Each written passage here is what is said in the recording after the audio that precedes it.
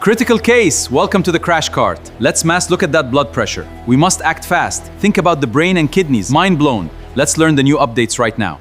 Welcome to the Emergency Medicine Masterclass. Today, we're tackling one of the most common and most misunderstood presentations in the emergency department, severe hypertension. We'll separate outdated myths from the latest 2025 evidence. I'm looking forward to this. So by the end of the session, we'll know exactly which patients can be safely discharged, who needs further investigation, and who has a true hypertensive emergency. Let's get started. One of the biggest changes in modern emergency medicine is that the term hypertensive urgency is fading away. We no longer treat an elevated blood pressure in isolation. For patients without acute target organ damage, rapidly lowering blood pressure with short-acting medications can actually be harmful, increasing the risk of cerebral and renal hypoperfusion. So the goal isn't to normalize the blood pressure before discharge? Exactly. Our job is to identify hidden organ damage, stratify risk, and safely transition appropriate patients to outpatient management. We treat the patient, not just the number. At first glance, the ESC, AHA, and ACEP guidelines may seem different, but they're actually remarkably consistent. The ESC focuses on long-term cardiovascular risk reduction. The AHA clearly separates asymptomatic elevated blood pressure from true hypertensive emergencies, and ACEP concentrates on safe emergency department discharge and outpatient treatment. So they're emphasizing different parts of the same patient journey rather than contradicting one another? Exactly. Think of them as complementary perspectives. Together, they reinforce one key principle: distinguish patients with acute target organ damage from those who can be managed safely outside the hospital. This is the most important decision point in the emergency department. When a patient presents with a blood pressure of 180 over 110 or higher, don't ask, how high is the blood pressure? Instead, ask, is there acute, new, or worsening target organ damage? Look for injury involving the brain, heart, kidneys, retina, or major arteries. So this single question determines the entire management pathway? Exactly. If target organ damage is present, it's a hypertensive emergency requiring ICU care and intravenous therapy. If it's absent, avoid rapidly lowering the blood pressure, arrange appropriate oral treatment, discharge when safe, and ensure close outpatient follow-up. This physiology explains why rapidly lowering blood pressure can be dangerous. In patients with chronic hypertension, the cerebral autoregulation curve shifts to the right. Their brain has adapted to higher perfusion pressures, so a sudden drop in blood pressure may push cerebral blood flow below the critical threshold. So even though the blood pressure looks better, the patient's organs may actually be receiving less blood? Exactly! That's why aggressive blood pressure reduction in asymptomatic patients can cause iatrogenic harm, including ischemic stroke or acute kidney injury. In emergency medicine, lowering the number too quickly can sometimes be more dangerous than the hypertension itself. The 2025 ACEP policy recognizes that the emergency department is often the patient's only contact with healthcare. For selected patients with asymptomatically markedly elevated blood pressure, starting an oral antihypertensive before discharge is reasonable when reliable follow-up may be difficult. Studies even showed an average blood pressure reduction of about 11 millimeters of mercury without increasing short-term adverse events. That's reassuring. Which medications are most commonly started in the emergency department? Thiazide-like diuretics remain the most frequently prescribed, followed by ACE inhibitors and calcium channel blockers. The key is selecting the right patient, choosing an appropriate medication, and ensuring close outpatient follow-up rather than chasing a perfect blood pressure before discharge. Safe discharge doesn't end with writing a prescription. Most asymptomatic patients do not need routine ECGs or blood tests simply because their blood pressure is elevated. Instead, focus investigations on high-risk patients, especially those with poor follow-up or suspected subclinical kidney injury. Most importantly, arrange follow-up within 7 days and sooner if laboratory monitoring is needed after starting an ACE inhibitor or ARB. I also noticed the BedMed trial. Does it matter whether patients take their antihypertensive medication in the morning or at bedtime? Great question. Current evidence shows no meaningful difference in cardiovascular outcomes or mortality based on dosing time. The best advice is simple. Have patients take their medication at the time of day they're most likely to remember, because adherence matters far more than the clock.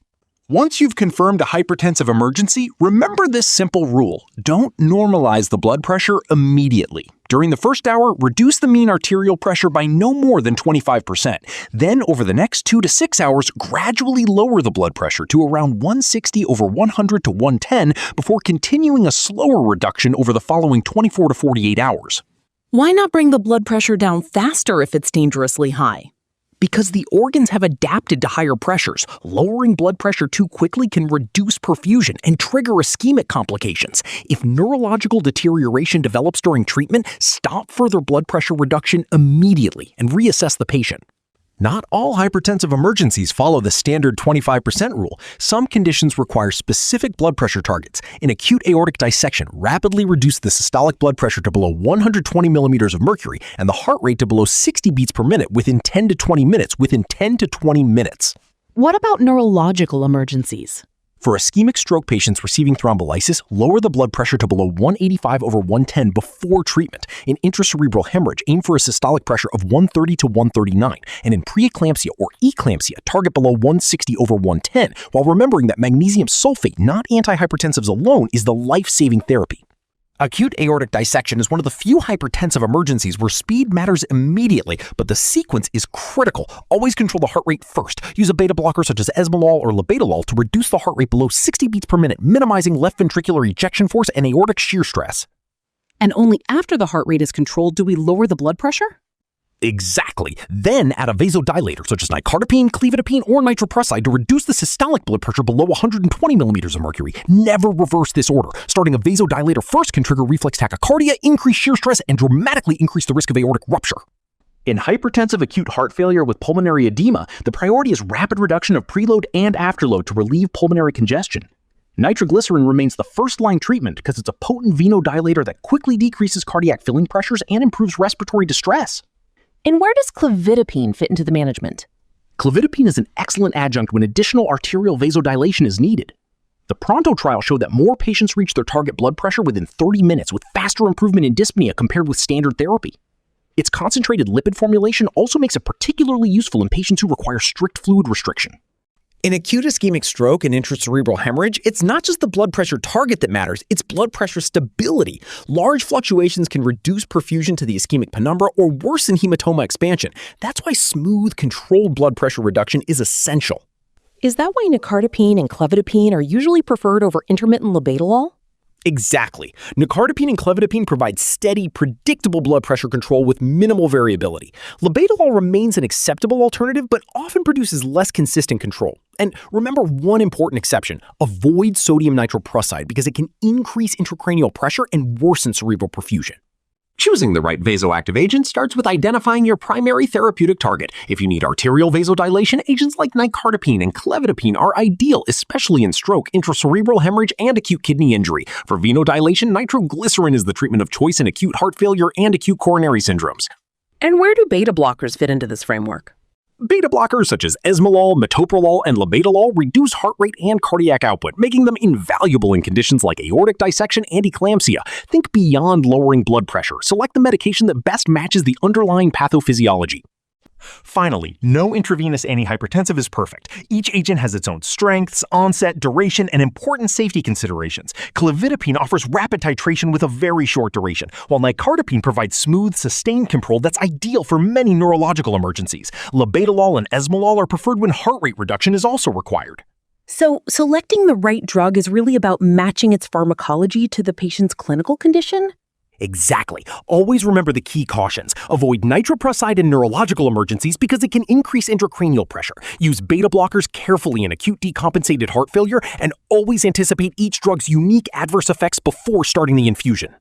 Let's finish with 4 take-home messages. Don't rapidly lower blood pressure in asymptomatic patients. Follow the 25% rule for most hypertensive emergencies. Match the medication to the underlying hemodynamics, and always discharge appropriate patients with a clear follow-up plan. If you found this masterclass helpful, please like this video, subscribe to the channel, and share it with your colleagues. Leave your questions or clinical experiences in the comments. We'd love to hear from you. See you in the next Emergency Medicine Masterclass.